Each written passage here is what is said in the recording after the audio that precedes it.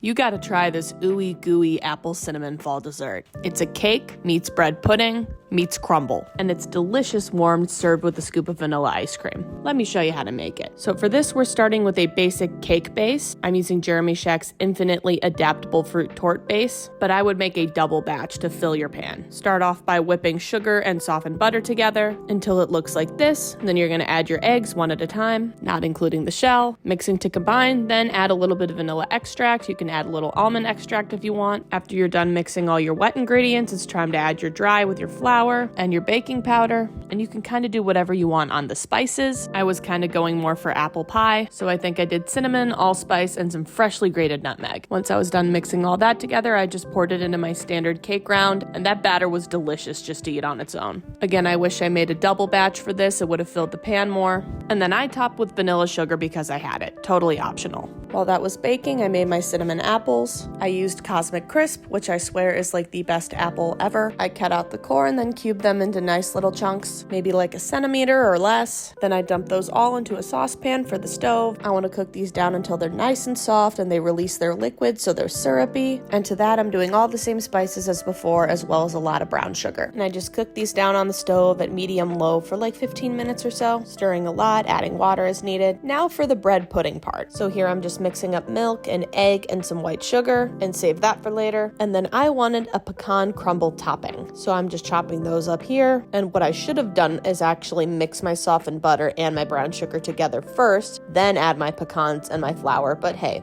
live and learn. In most of this recipe, I'm just trying to tell you ways to do better than I did. Now that my cake's done, I'm gonna poke a bunch of holes into it and then pour in that milk, egg, sugar mixture. When I bake it again, it's gonna form that custard. Then once that's fully saturated, I'm gonna add all of my cooked apples, spreading them out, then add my crumble topping and bake until nice and golden.